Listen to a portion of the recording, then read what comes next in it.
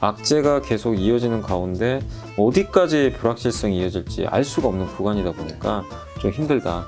다만 이제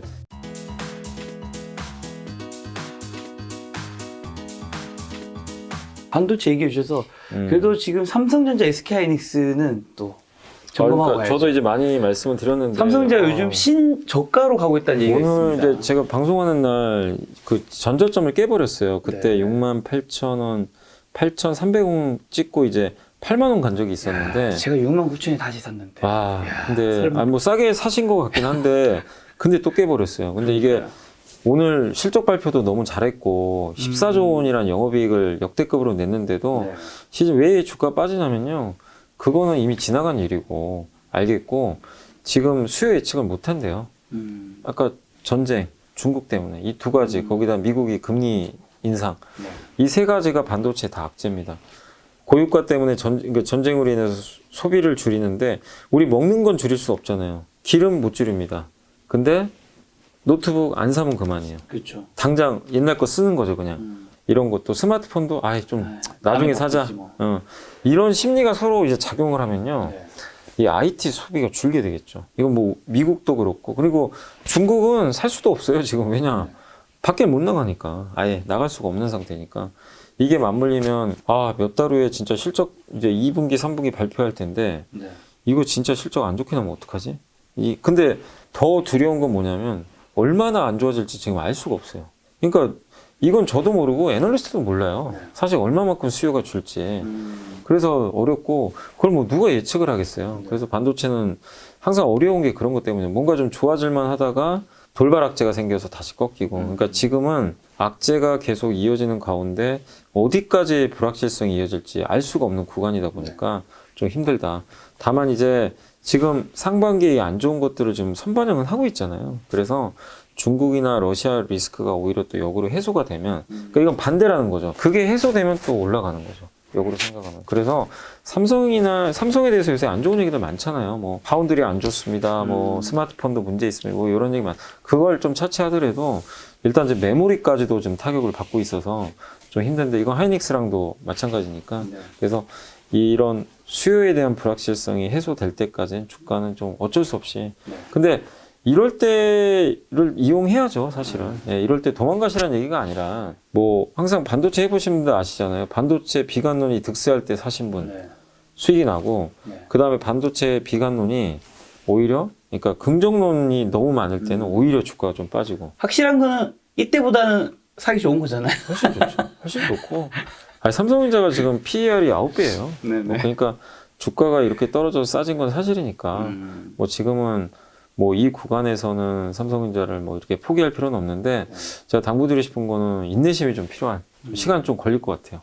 바로 뭐 여러분이 원하는 것만큼 막 8만 전자 되는 거는 좀 하반기는 돼야 되니까 좀 인내심을 좀 가지고 좀 버티셨으면 좋겠고 근데 제가 이렇게 좀 버티시라고 말씀드리는 건 아까 말씀드린 그 악재들은 결국 다 해소되는 악재니까 전쟁도 끝날 거고 그 다음에 또 뭐죠 그 중국의 셧다운도 언젠간 끝날 거고요. 또 한 가지 기대할 수 있는 거는 중국은 돈을 풀 거예요. 굉장히 강력하게. 근데 보통 중국이 돈을 풀면 반도체 기업들 주가가 좋았던 경우들이 많이 있었어요. 그래서 방역만 끝나주면 중국은 부양책에 쓸 겁니다. 그럼 그때가 좀 포인트 같아요. 단기적으로. 그래서 그때까지 조금 비중을 조금씩 늘려가면서 좀 천천히 기다리는 그런 구간인 것 같습니다.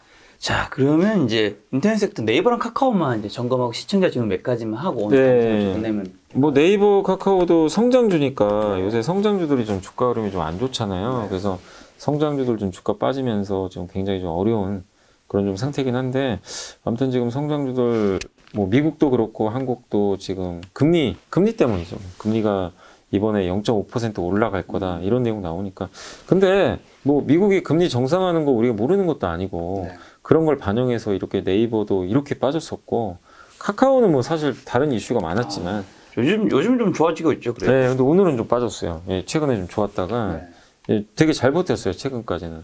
또 요새 자사주 매입 얘기도 한 번 있었고 그리고 이제 계열사 좀 축소하고 뭐 이러면서 좀 약간 좀 뭐 상생의 길을 걷겠다 이런 좀 얘기가 나오면서 좋았는데 오늘 빠지는 거는 어쨌든 미국의 긴축에 대한 부담감이 결국 카카오나 네이버한테도 좀 부정적으로 작용하고 있다. 이렇게 보시면 좋겠고, 다만 아까 설명드린 대로 이러한 악재성 요인들이 네. 그동안의 주가 하락으로 인해서 충분히 빠졌기 때문에 네. 뭐 지금 구간에서 네이버 카카오를 여기서 매도를 고민할 단계는 아닌 것 같고, 좀 언제쯤 추세 전환이 가능하겠냐, 네. 이걸 기다려 보셔야 되는데, 요건 좀 시간 걸리겠죠. 뭐 지금 당장은 아니고, 저는 성장주들은 하반기가 좀 괜찮다고 보고 있어요. 네. 미국 이제 금리를 좀 많이 올리고 나서는 오히려 좀 역으로 괜찮아질 수 있기 때문에, 지금 네이버 카카오는 상반기까지는 좀 박스권, 네, 등락 과정이다. 다만 여전히 뭐 네이버 쪽이 조금 더 뭐 그런 주주 친화적인 기업인 맞으니까 네이버가 좀 더 나을 것 같긴 한데, 그래도 카카오도 요새 좀 뭔가 변화는 하고 있으니까 아무튼 지금은 좀 인내심을 갖고 기다려 보자라고 말씀드리겠습니다. 지금 삼성전자, SK하이닉스나 뭐 네이버나 카카오나 좀 대형주는 그래도 뭐 단기적으로는 좀 그렇게 좋게 보시진 않네요. 단기적으로는 좀 힘들어요. 예, 예, 왜냐하면 지금 이런 악재들이 계속 노출이 되니까, 네. 그래서 예전처럼 무너진다 이거보다도 좀 시간이 필요한 지금 상황인 것 같습니다. 알겠습니다. 시청자 질문 한 두세 가지만 한번 저희가 하고. 여기 네. 이미용님 또 댓글 달아주셨네요. 아시는 분인가요? 항상 제 방송에 자주 오시는 분이에요. 이사님 내일 뵙겠습니다. 네. 죄송합니다. 내일 못 오늘. 뵙고 아마 네. 그 다음날 녹화 방송으로 녹화 올라갈 것 방송으로 같습니다. 자, 이 중에서 몇 개 골라주시면. 이 페노션 물어보셨는데, 그게 좀 있어요. 페노션도 그렇고, HMM도 요새 많이 빠졌어요. 해운주가. 근데, 운임지수가 요새 많이 떨어지고 있습니다. 네. 왜냐하면 운임도 결국 경기에 영향을 받을 거 아니에요. 네. 경기도 나오려. 그리고 작년에 굉장히 운임이 좋았잖아요. 아마 아실 거예요. 비정상적으로 너무 올랐는데, 네. 올해 연초부터 빠졌는데, 그 컨테이너성 운임지수가 9주 연속 하락을 하고 있어요. 영원한 상승은 이 세상에 절대 없습니다. 네. 그러니까 결국엔 올 게 온 거죠. 떨어진 건데, 근데 어쨌든 지금 주가가 비싸거나 그런 건 아니지만, 운임지수가 일단 피크아웃을 치고 이제 꺾였기 때문에 주가가 반등하기는 아직은 좀 쉽진 않은 것 같아요. 그래서 페노션 HMM에 대한 저평가 매력은 인정하지만, 운임지수가 언제 돌릴지 저도 모르겠습니다, 사실은. 뭐 저거 제가 뭐 맞출 수 있는 영역도 아니고, 그래서 일단 상반기까지는 페노션 조금 지지부진할 것 같다. 그래서 주가 이제 가지고 계시면 한번 매도 기회는 줄 것 같아요. 오르긴 하겠지만 어느 시점에서 당분간은 운임지수가 좀 꺾이는 구간이라 조금 인내심이 좀 필요한 상황인 것 같습니다. 네. 자, 봄날의 곰님이 이제 호텔신라. 요새 호텔신라가 리오프닝으로 좀 주가 괜찮아요. 그래도. 네네. 그러니까 면세점 사업을 하는데 지금 해외 그 운항 횟수도 좀 늘린다고 하더라고요. 이제 정부 발표가 나왔는데 국제선. 그러면 외국인이 이제 더 많이 들어올 거고, 거기다가 3월 달에 이제 해외 입국자는 격리 면제 이거 들어갔죠. 그래서 이 두 가지 조건이 맞아 떨어진다면 이제 해외 여행객은 늘어나는 수밖에 없는 거죠. 그래서 중국 사람은 못 올 거예요. 아직 그 봉쇄 때문에. 중국을 제외하고는 다른 국가에 이제 외국인들이 들어올 거고, 또 국내 뭐 내국인도 해외여행을 많이 가면 당연히 면세점 들르잖아요. 그래서 이제 면세점 수요는 바닥을 치고 올라가는 일만 남았다.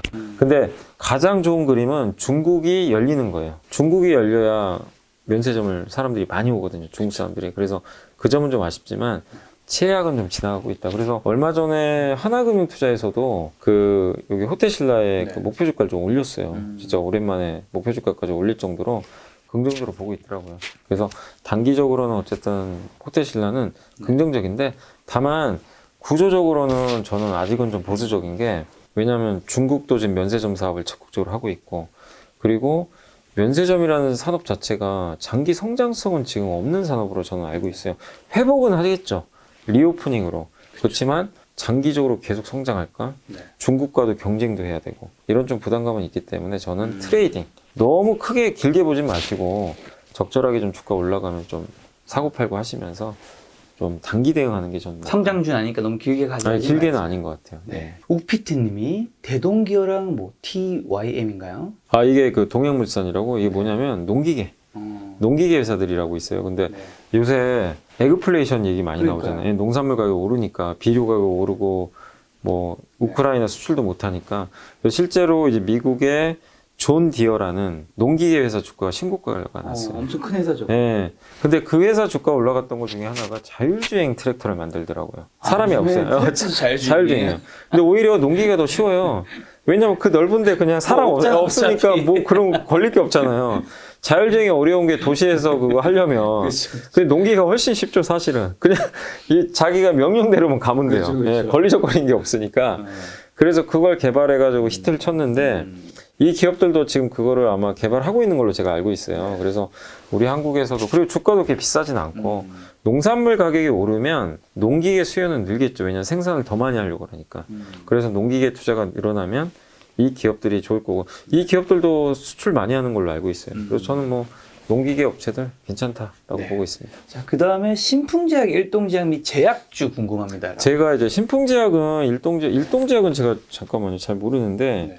신풍제약은 그 코로나 치료제 때문에 한번 올랐던 걸로 제 기억이 나요. 그죠, 한때 뜨거웠죠. 네, 근데 신풍제약. 지금은 그걸 안 하는 걸로 제가 알고 있었던 것 같은데 저 정확히 좀 요즘에 기억은 안 납니다. 근데 어쨌든 이제 그걸 통해서 주가가 좀 많이 올라갔었는데 최근엔 뭐 이슈가 그렇게 큰 것 같진 않아요. 최근에 뭐 신풍제약이 뭐 개발한다 그런 내용은 없었던 것 같고 이게 뭐 뉴스가 워낙 많아가지고요.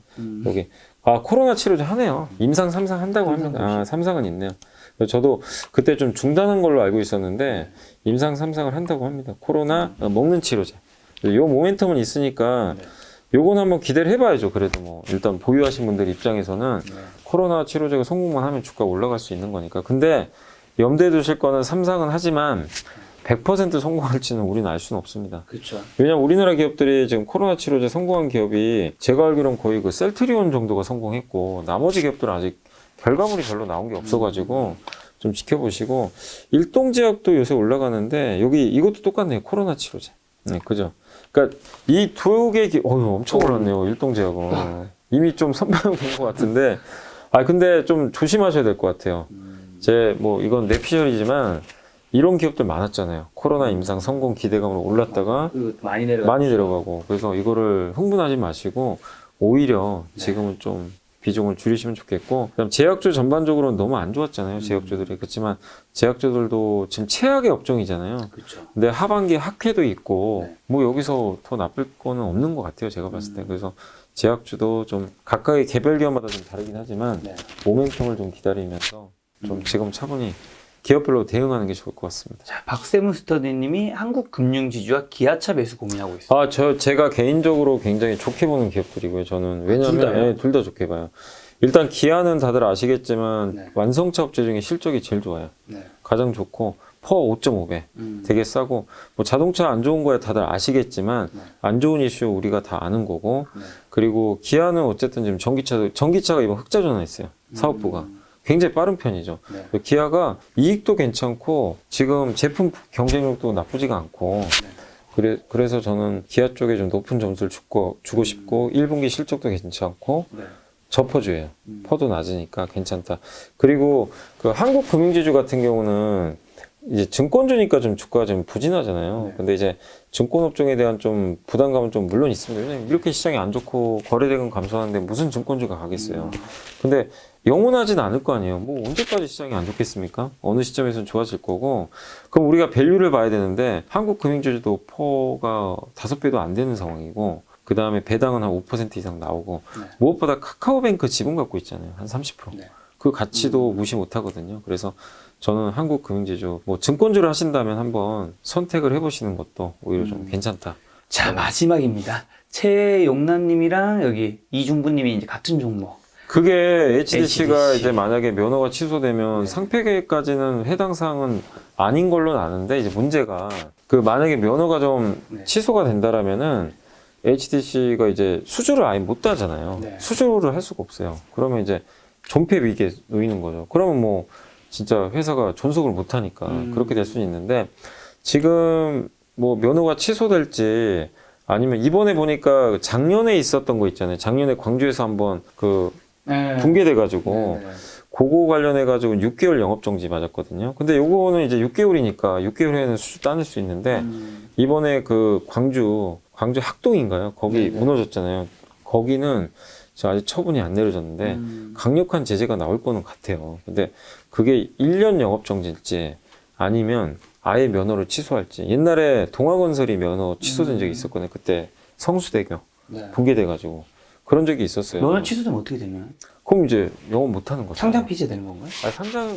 동아건설은 상장 폐지됐었어요. 근데 꼭 그것 때문은 아니고 그때 IMF 와가지고 동아그룹이 붕괴돼가지고 그랬던 것 같은데 면허 취소된다고 상장 폐지는 아마 그 조건은 아닐 텐데 회사는 어쨌든 굉장한 위기인 건 위기죠. 왜냐면 이게 수주를 못 따니까. 네. 그래서 이거는 저도 뭐라고 말씀 못 드릴 것 같아요. 이게 서울시하고 국토부가 결정할 문제라서 그래서 조주분들 입장에서는 뭐 면허 취소 안 당길 바라시겠지만 일단 조금만 더 지켜보시고 영업정지로 끝난다면은 뭐 그 기간만 수주를 못 따면 되니까 그리고 설사 그런 판결이 내려져도요 이의 제기는 할 수 있대요. 소송을 제기해가지고 그러면 영업을 또 할 수 있는 거니까 한번 그거는 결정이 나는 걸 보고 네. 좀 판단을 해야 될 것 같습니다. 알겠습니다. 마지막으로 상반기 증시 투자 포인트 한 번만 점검해 주신다면. 네, 상반기에 지금 저도 뭐 올해 연초에는 좀 기대감을 가졌는데 그때 뭐 별의별 악재가 다 나왔잖아요. 뭐 전쟁까지 날 정도고 중국이 봉쇄령까지 내려지니까 점점 지연되지만 영원한 하락은 어차피 없고요. 그리고 항상 워런 버핏도 얘기했지만 약세장에서 부자가 탄생해요. 그래서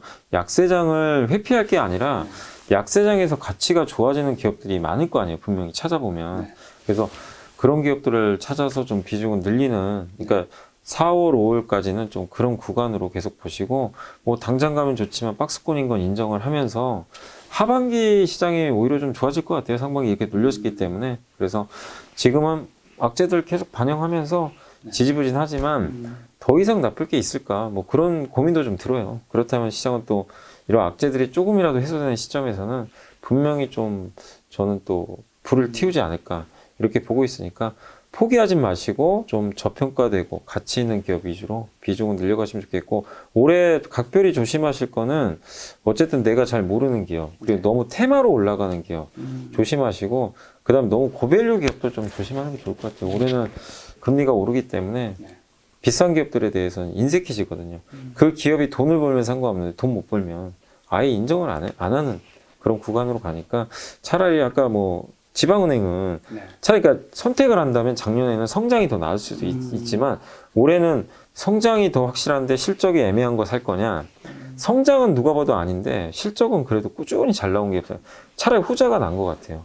그러니까 일단 또 싸니까 그래서 한번 그런 기업들에 대해서 이번 조정장을 또 비중 확대의 기회로 활용하시면 좋을 것 같습니다. 네, 다음 달에는 이사님과 진짜 라이브로 한번 인사드리도록 하겠습니다.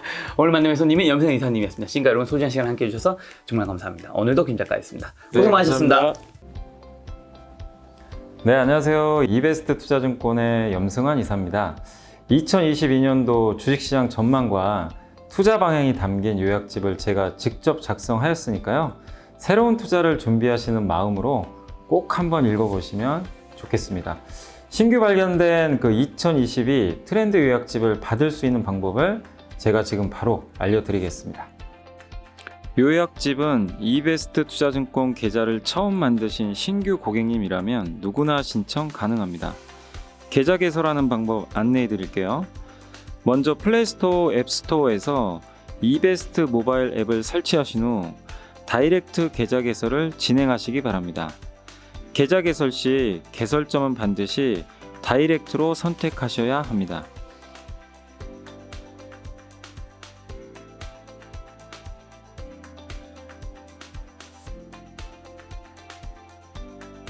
이벤트 신청 고객님께는 요약집뿐만이 아니라 주식 투자 시 바로 사용 가능한 주식 상품권 5,000원권도 저희가 입금해 드리니 참여하셔서 혜택 모두 꼭 받아가셨으면 좋겠습니다.